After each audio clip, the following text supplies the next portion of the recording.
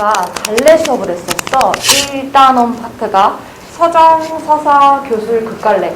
그래서 서정갈래에서 여러분들 뭘 배웠는지 기억나세요? 정지용의 향수, 심화작품으로 내 윤현의 툇마루 이런 것들을 공부를 배웠던 것 같고, 서사갈래에서 정말 길었던 그 장마라는 갈래를 배웠던 것 같고, 극갈래에서는 개혼방이라고 하죠. 개를 훔치는 방법이라는 희곡을 여러분들이 학습을 하셨고요. 그리고 교술갈래는 청춘예찬이 들어갔어요. 근데 청춘예찬이 들어가나 안 들어가나 조금 애매하네요.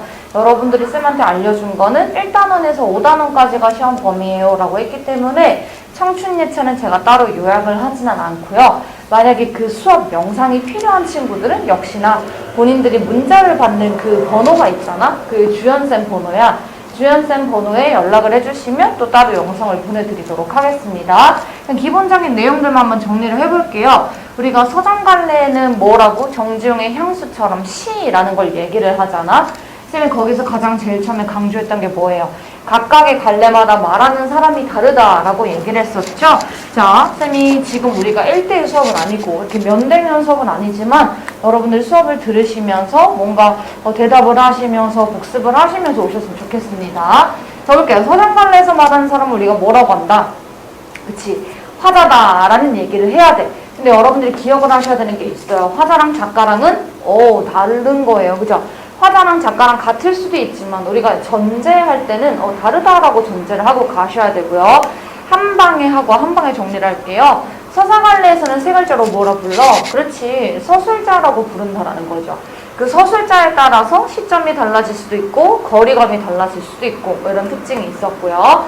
그리고 나서 극갈래라고 했을 때 극갈래에서는 말하는 사람이 해설자라고 하는 친구들은 땡, 아니라고 했어요. 물론 개혼방에선 지소가 내레이션을 가지고 해설자 역할을 하고 있긴 하지만 쌤이 그거 절대 말하는 사람이다라고 말하지 않아요. 그러니까 뭔가 인물의 행동과 대사를 통해서 표현을 하는 거지 인물 대신에 사건을 다 말해주는 사람은 존재하지 않는다라는 걸 굉장히 쌤이 강조를 했었죠. 교술갈래에서도 서술자라고 얘기를 합니다. 하지만 그 서술자가 곧 작가의 역할을 하더라까지 쌤이 강조를 했었어요. 한번 가볼게요. 서정갈래에서 말하는 사람을 뭐라고 하느냐라고 얘기를 하면 쌤이 네, 화자요 라고 얘기를 했었고 서사갈래에서 말하는 사람은 서술자요 라고 얘기를 했었습니다. 그리고 극갈래에서 말하는 사람이 누구니 하면 없어. 얘들아 없는 거야. 알겠죠? 없다고 얘기를 하셔야 되고요. 그리고 마지막에 수필 같은 교술갈래는 누가 말을 하나요? 라고 얘기를 하면 서술자야. 네, 서술자인데 쌤이 뭘 강조했냐면 쌤 그럼 서사갈래랑 극갈래랑 그 교술갈래랑 같은 건가요? 아니요. 교술갈래에서 말하는 서술자는 곧 작가의 역할을 같이 한더라. 작가가 곧 서술자고 그래서 개인의 굉장히 진솔한 얘기들을 담는다 라고 얘기를 했었죠. 쌤이 되게 컴팩트하게 압축적으로만 얘기를 하고 있는 거예요. 자, 서정갈래에서 시잖아, 시. 시에서 구성 요소가 뭐가 있냐라고 얘기했을 때 쌤 기억나세요? 내용, 주제가 필요하죠. 내가 고향에 대한 그리움이란 내용이 필요하고 시기 때문에 반드시 있어야 되는 게 있어. 운율이야. 그게 내재율이든 외형률이든 무조건 운율이란 건 존재를 해야 되고요. 그리고 나서 여러 가지 심상들이 존재를 하더라. 그래서 쌤이 굳이 뭐 정리하자면 내용 혹은 주제라고 할게요. 내용과 주제. 그리고 운율이라는 말이 들어가야 되고요. 그리고 나서 마지막으로 우리 심상, 이미지라고 얘기를 할게요. 내용, 운율, 이미지 혹은 심상이라고 얘기를 해주시면 되겠습니다. 그 외에 서정갈래가 가지는 특징은 뭐 언어적인 특징이 있겠죠. 어떤 언어적인 특징이 있겠어? 예를 들어서 사전적인 언어를 많이 쓰느냐, 함축적인 언어를 많이 쓰느냐라고 했을 때 뭐 함축적인 언어를 굉장히 많이 쓰더라 라고 얘기를 했었습니다. 함축적인 언어를 많이 쓸 뿐만 아니라 이 갈래 이름이 뭐냐 얘들아? 정이잖아. 정서 표현에 특화되어 있는 갈래더라. 정서 표현에 특화되어 있는 갈래가 우리가 서정갈래다라고 말씀을 드렸어요. 그죠? 그랬을 때 서정갈래에서 뭐 굳이 또 물어볼 만한 건 표현법. 어떻게 드러내느냐. 서리법, 직유법, 도치법 뭐 등등등등등등 표현법들이 굉장히 다양하게 작용을 할 수가 있더라. 근데 얘들아 이 표현법이다 라는 얘기는 좀 다르게 표현을 하면 수사법이라는 말을 쓰기도 해요. 여러분들이 표현법이라는 명칭에만 너무 길들여져 있다면 우리 이제 고등학생이니까 수사법이라는 말로도 좀 바꿔서 공부할 수 있었으면 좋겠습니다. 어렵지 않아요. 그죠? 이런 것들을 우리가 정지용의 향수를 정리하면서 한 번 더 보도록 하고요. 자, 서사갈래로 넘어갈 거예요. 서사갈래에서 구성요소 하면 바로 나와야 돼. 인물, 사건, 배경. 그렇지. 인사배라고 얘기를 하잖아. 인물, 사건, 배경이 되게 중요하다. 그랬을 때 쌤 사건이 뭐예요? 갈등이요. 내적 갈등이든 외적 갈등, 갈등 같은 것들을 일으킨다라고 얘기를 해드렸고요. 그죠? 그랬을 때 여러 가지 특징이라고 한다면 뭐 구성 단계가 있겠죠. 발단 전개, 위기 결정 결말 같은 구성 단계가 존재를 하더라. 여러분 사실은 배속을 안 하셔도 돼요. 제가 말을 지금 굉장히 빠르게 하고 있기 때문에 굳이 배속을 안 하시고 보셔도 충분한 속도로 느껴지실 겁니다. 어쨌든 구성 단계가 필요하더라 라고 얘기를 했었고, 또 하나 앞에 했던 말을 다시 꺼내올 거예요. 서술자가 굉장히 중요하더라. 왜? 서술자가 무엇을 결정하거든 시점과 거리를 결정을 하더라 라고 말씀드렸죠. 자, 시점이라고 얘기를 하면 서술자가 어디에 위치하느냐는 거예요. 작품 안에 있으면 우리가 1인칭이라고 할 거고 작품 밖에 있으면 3인칭이라고 할 거야. 작품 안에 있는 거 어떻게 알아요? 서술하는 파트에 나, 우리 이런 글자가 나오면 1인칭인 거야. 그치? 근데 서술하는 파트에 그, 그녀, 동만이 뭐 이런 식으로 나오면 그건 3인칭이다 라고 말씀을 드렸습니다. 그죠? 시점과 거리가 굉장히 중요하더라.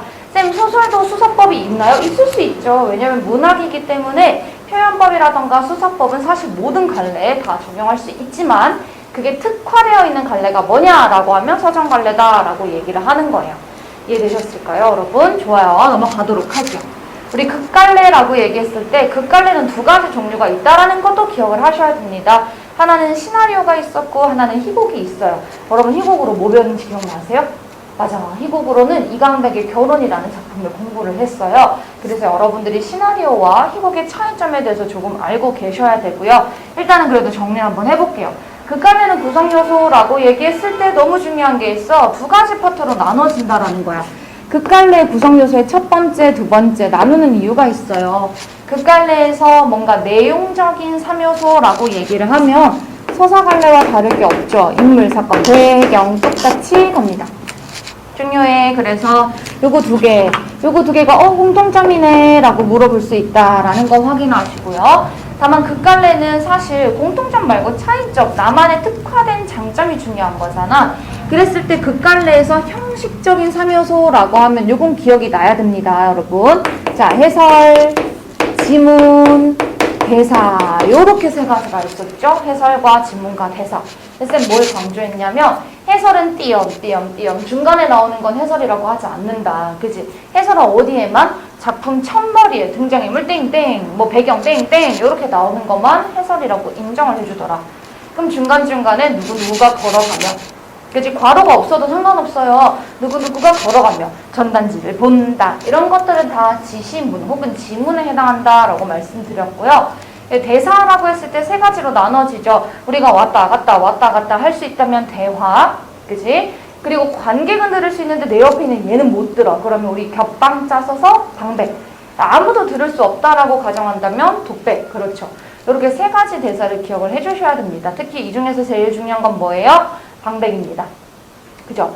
개를 훔치는 방법에서 지소의 내레이션이 무슨 역할을 했거든. 맞아. 방백의 역할을 했단 말이야. 독자에게 중요한 정보를 준다라는 거지. 이강백의 결혼에서도 남자가 관객한테 가서 막 넥타이를 빌리는 장면이 나와요. 그것도 마찬가지야. 방백이라고 보시는 게 맞다라는 거죠. 요렇게. 근데 쌤이 극갈래는 특징에다가 뭘 적을 거냐면 요렇게 두 가지를 정리를 한번 해보도록 하겠습니다.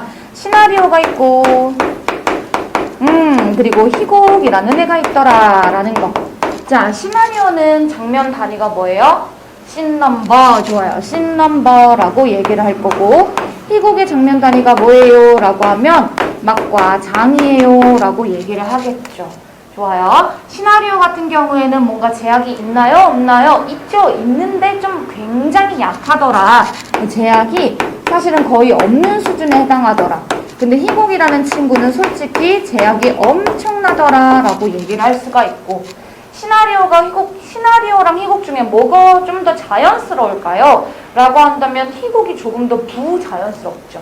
왜? 여기 좀 보시오. 이런 식으로 약간 대화가 가장되어 있잖아. 왜? 저기 멀리 있는 사람도 내 표정을 봐야 되거든. 그래서 희곡이라는 건 솔직히 조금 과장되어 있다. 하지만 시나리오는 어떻다? 이 과장할 필요가 없죠. 왜냐하면 여러 가지 촬영 기법들이 존재를 하니까. 여러분들이 알아야 되는 촬영 기법에 뭐가 있는지 기억나세요? 몽타주 같은 거. 지소랑 채랑이가 개 훔칠 때 쓰는 몽타주 같은 기법들이 꽤나 중요하게 작용을 했었습니다. 어쨌든 극이라는 갈래의 특징을 좀만 더 정리를 하자면 극이라는 갈래는 과거 진행형이라고 하지 않고 무조건 현재 진행형이다 라고 얘기를 했어요. 그리고 서술자가 존재하지 않아요. 그럼 사건은 어떻게 끌고 가나요? 인물의 대사나 행동을 통해서 사건을 끌고 갑니다 라고 얘기를 해야 되는 거겠죠. 그러니까 항상 현재 진행형에다가 서술자가 아닌 인물의 대사나 행동을 통해서 사건이 진행되더라 라는 것까지 꼭 기억을 해주시고요. 마지막으로 교술갈래까지 가보도록 하겠습니다. 교술갈래에서 구성요소가 있나요? 아니요, 글쎄요. 구성요소라는 게 딱히 없어요. 얘는 존재한다라고 말하기도 그렇고 그냥 차라리 없다고 얘기를 하는 게 더 맞을 정도로. 왜냐, 이 극갈래의 특징이 바로 자유로운 형식이기 때문이에요. 극갈래의 특징이 제가 줄을 잘 맞추고 있나요? 자유로운 형식을 갖고 있기 때문이에요. 자유로운 형식이다라고 얘기를 하면 아무나 쓸 수 있다라는 거지. 쌤도 오늘 쓸 수 있고 여러분들 집에 가서 당장 쓸 수 있어요. 이 전문적인 글이다라고 얘기를 할 수가 있죠. 형식도 자유로워. 그리고 심지어 내가 써야 하는 주제나 소재들도 너무나도 광범위하고 다양하다라는 것까지 있죠. 그걸 쌤 뭐라고 했더라? 주제와 제재가 다양합니다 라는 거에서 신변 잡기적이다 라고 말씀드렸고, 좋아요. 또한 교술갈래는 내가 내 얘기를 쓰는 거기 때문에 굉장히 개성적이고 체험적이고 진솔할 뿐만 아니라 솔직할 수밖에 없고요. 그러면서 교훈적인 내용들을 담고 있더라 까지 했었어요. 극갈래도 두 가지로 종류가 나눠지죠. 아주 가벼운 성격의 경수필이 있고 조금 무거운 성격의 중수필까지 있더라 까지 보시면 되겠습니다. 됐나요, 여러분? 이 정도 하면 우리가 갈래 정리는 다 한 것 같고요. 이제 본격적으로 향수, 그리고 우리 장마, 그리고 극갈래에 해당하는 개혼박, 그리고 교술갈래는 제가 딱히 건드리지 않도록 하겠습니다. 이 세 가지를 포인트로 정리를 하도록 하고요. 다음 영상에서